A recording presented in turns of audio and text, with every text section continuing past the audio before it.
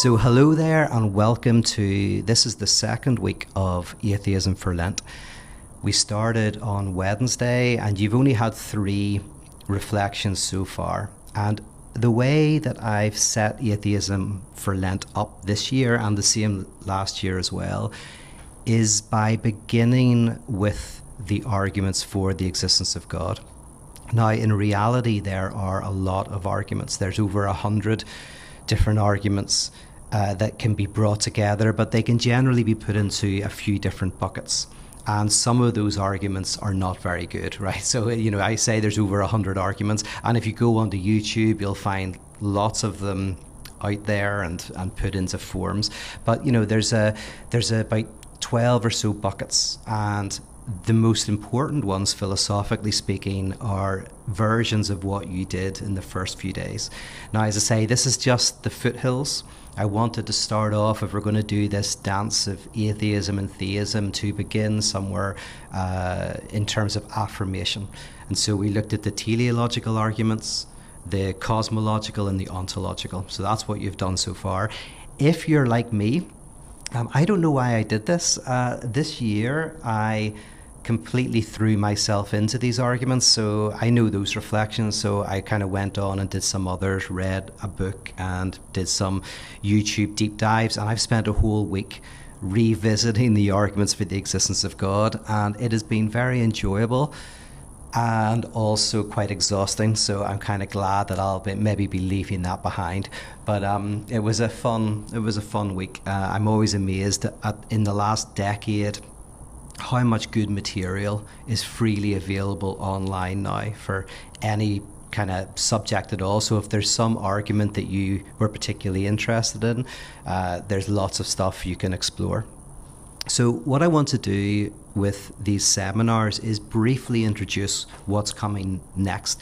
I tend to waffle a lot and talk a lot. That's what I do for a living, but I do want to actually keep these relatively tight, because there's a processing room that happens an hour and a half after the start of this seminar. So this seminar is 10 a.m. Pacific Standard Time, which means at 11:30 a.m. Pacific Standard Time, there is a processing room. And for anybody who's able to do that, I really recommend it. That's a place to really discuss the things in more detail. But what I'm here to do is just give you a little bit of an introduction each week to what you might find. And what we're about to go into, again, this will not be very new to many of you, because some of the arguments that you'll encounter this week are at least loosely connected with what was called New Atheism, that was very big in the early 2000s. And it's kind of a lot of the standard arguments against the existence of God. But I've tried to give a few of the really key ones, the very important ones, to kind of like set up where we go from there.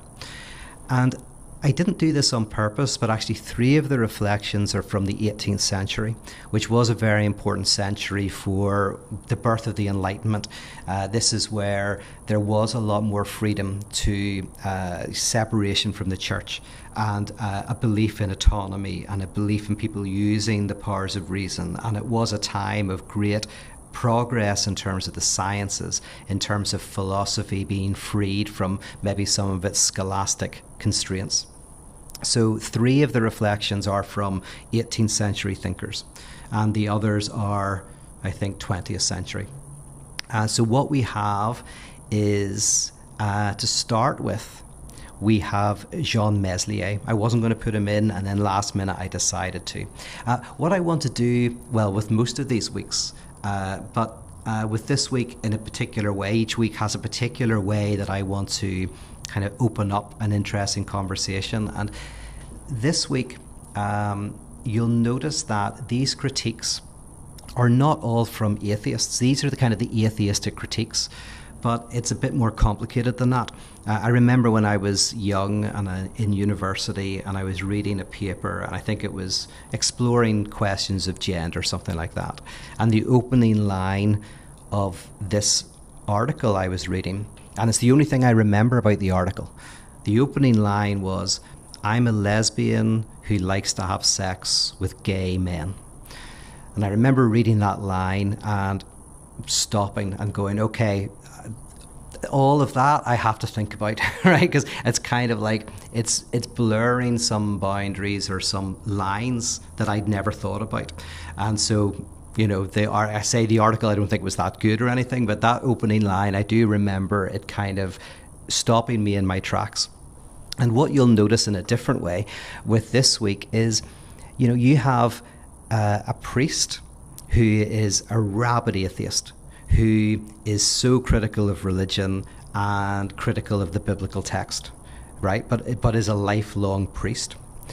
We have a theist philosopher who gives one of the most devastating critiques of any of these rational arguments for the existence of God. And then you have an atheist philosopher, David Hume, whose critique of religion, the one we're going to look at this week, is a dialogue between three theists. So there's no atheist in the dialogue at all. And so, and also then there's a very famous atheist philosopher, Anthony Flew, who at the end of his life became a theist, a deist. Now, very controversially, he was suffering from very severe cognitive decline. And so there are a lot of questions around whether he was used by a group of evangelicals, and he was not at his best. I have a friend who interviewed him at that time for the BBC, and they never used the interview because he wasn't in a good state. So already you've kind of like the boundaries that we often put in place between atheist and theist, even in this second week that you're going into, which is really one of the standard atheist critiques.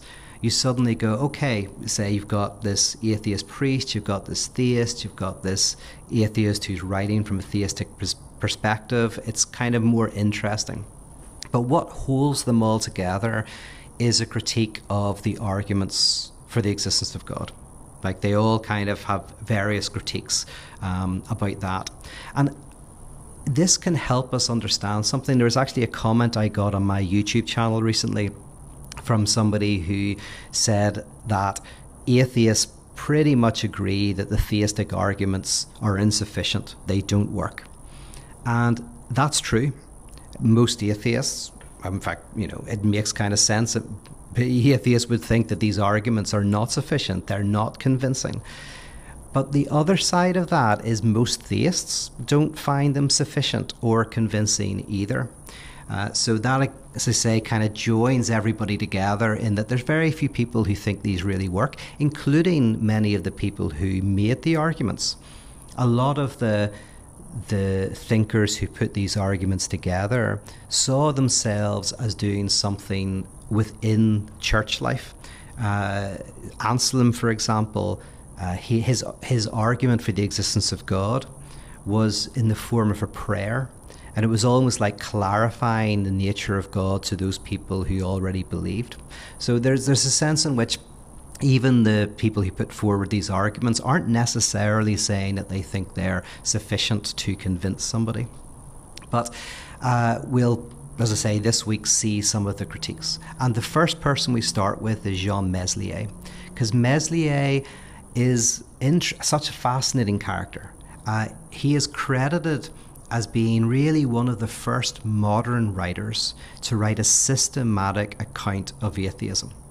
And he was doing that in France in the 18th century. But what makes it even more interesting is that this was someone who was a lifelong priest, a parish priest, and a very good parish priest, someone who stood up for his parishioners, who turned away from honours and from money and got in trouble often for standing up for his parishioners. So this was a man of great integrity. And what was discovered after his death was that he was working on a manuscript, a memoir, that was this devastating, angry and frustrated and insightful critique of religion, of the biblical text, and of the idea of God. It's all in there. So this became kind of like a very important text for other thinkers like Voltaire. But what was fascinating, as I say, is that this came from somebody who knew Christianity, knew the religion, knew the biblical text, and had thought all his life about questions concerning God. And that partly draws out this dialectic that I'm going to be coming back to again and again, which is the idea that a position is put forward, a critique is made, a new position arises, but the critique at its best arises from within the position, right? Not from outside it, but really from the people who are deeply within it. And Jean Meslier was deeply within this position. So we start off with him. You're just going to have a little audio listening to his life, a little bit about his life, and then there's a supplemental reading. It's very short, which is a little extract from his work. And then there's also a link to the book. You'll probably be able to find the book for free actually online somewhere. It's called Testament. So he's a very interesting character. Then you will encounter Anthony Flew. Anthony Flew wrote what was and might still be one of the most read philosophy papers in the world. It was translated into dozens of languages, and this is what you're going to be getting, and a little bit of it. It's called Theology and Falsification. And Flew, basically, there were two arguments that he made that have proved very influential. The first was an essay called The Burden of Proof. We actually did that last year. You're not doing it this year, but you can find it online. The Burden of Proof. And in that, Anthony Flew argued that atheism proper is not a positive position. It's a negation. It's a not theist. So the atheist is not so much somebody who's going out onto the street preaching some doctrine or some belief.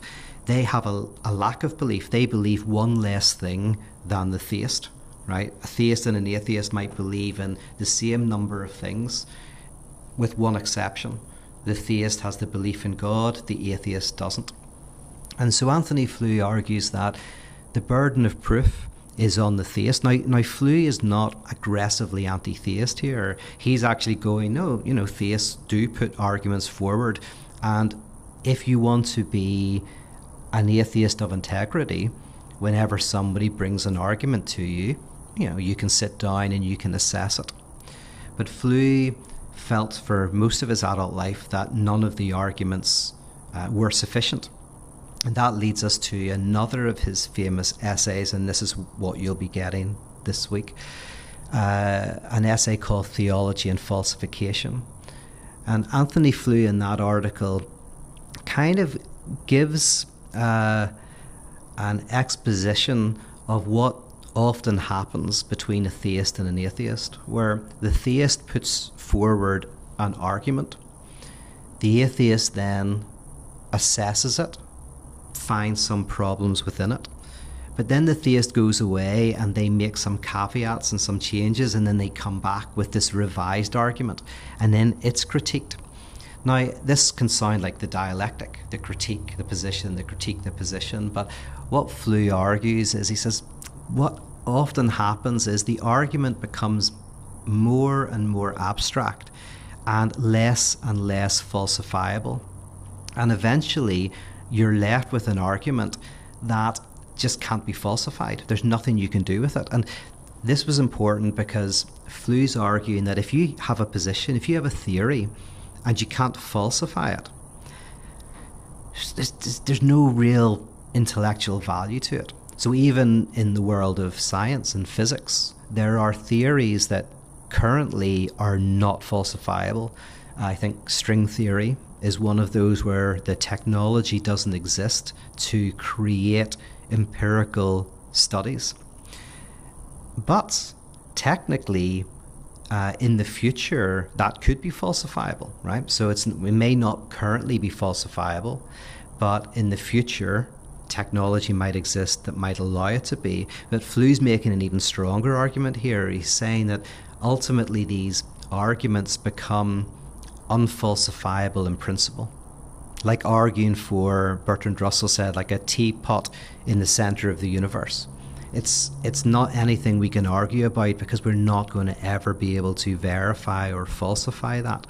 And of course, technically, we could one day. So even that makes more sense than some of the arguments for the existence of God. Now, this week you'll encounter maybe two examples of this. One with David Hume and the other with a guy called J.L. Mackie. So with David Hume, he's fascinating. He's another 18th century thinker, one of the most important philosophers of his generation, still one of the canonical philosophers. And he wrote a famous book, a dialogue that was basically a dialogue between three friends. This is a philosophical tradition where, Plato used to do it and others, where you would explore philosophy by creating characters and almost like having a play where they're all talking. And so Hume wrote this book of three friends talking. One of them was Cleanthes, Dema, and Philo. And Cleanthes, if I'm saying his name right, was basically a philosopher who believed in the arguments. So from week one, he was representative of what's called a natural theologian, a very dominant position at the time of the 18th century. And then Dema was someone who's more of a mystic, believed in God, but was skeptical that the arguments could tell us anything about the nature of God. And then you have Philo.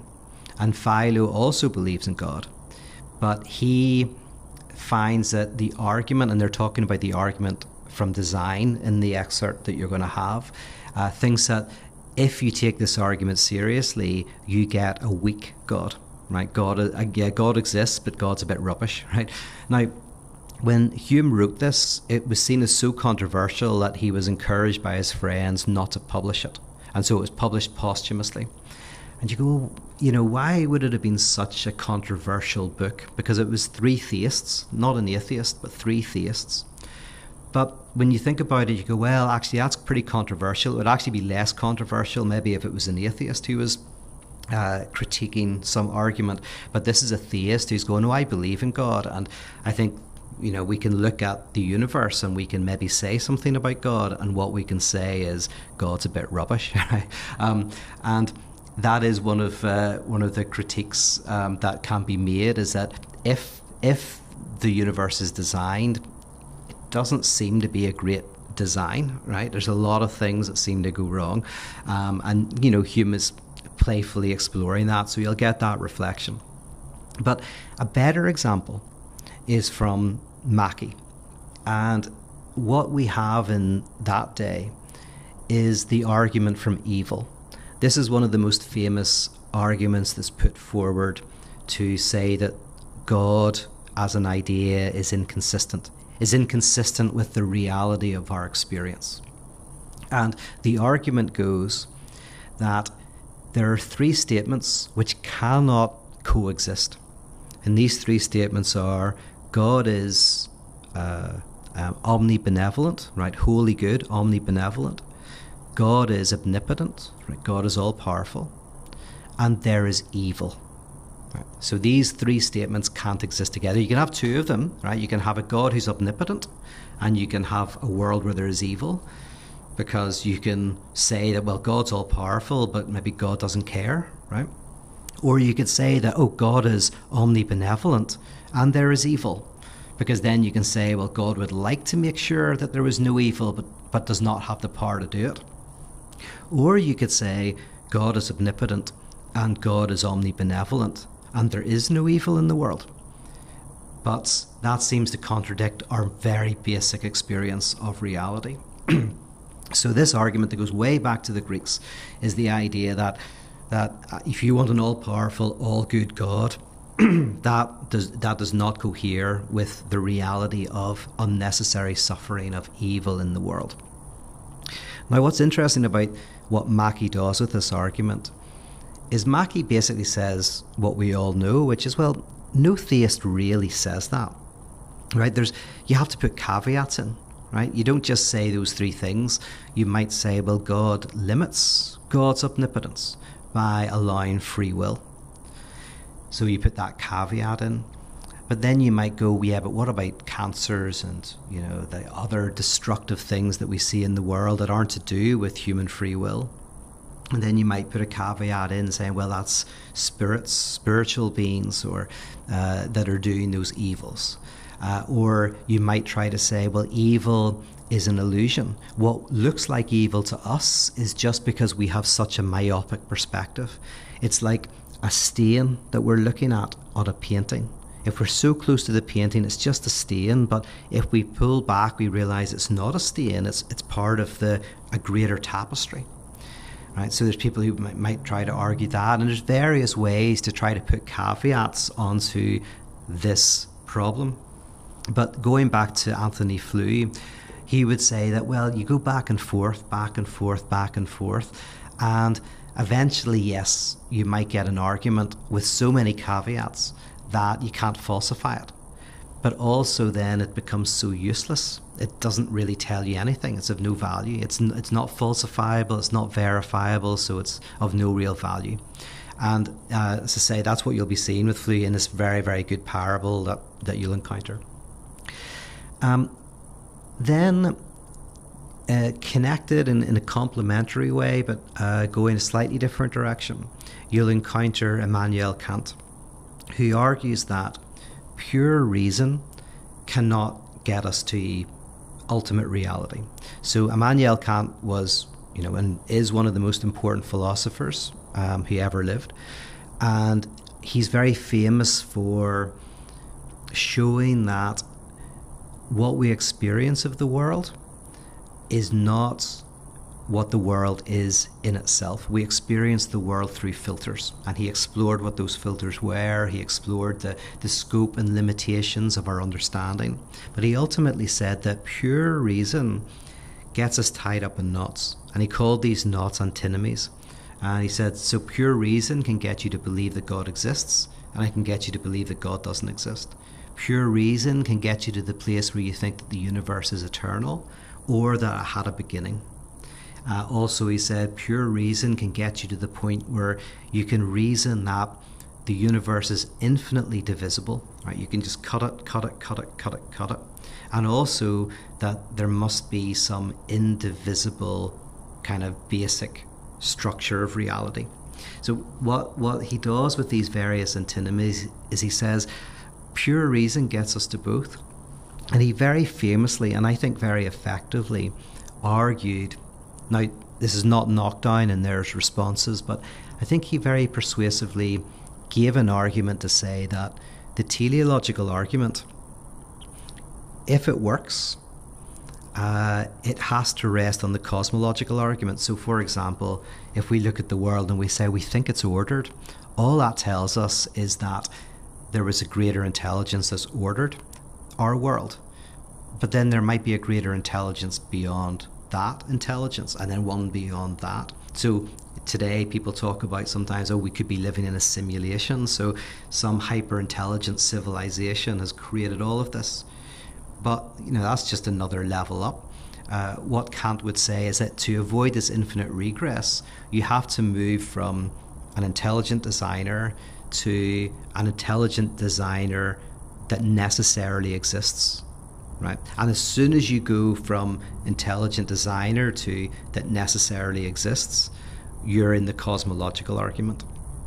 And then he argues that for the cosmological argument to work, it ultimately rests on the ontological argument. So he argues that, yes, in the cosmological argument, you might argue there's something that necessarily exists, but, there's an argument that that's mathematics or quantum fields, or certain very basic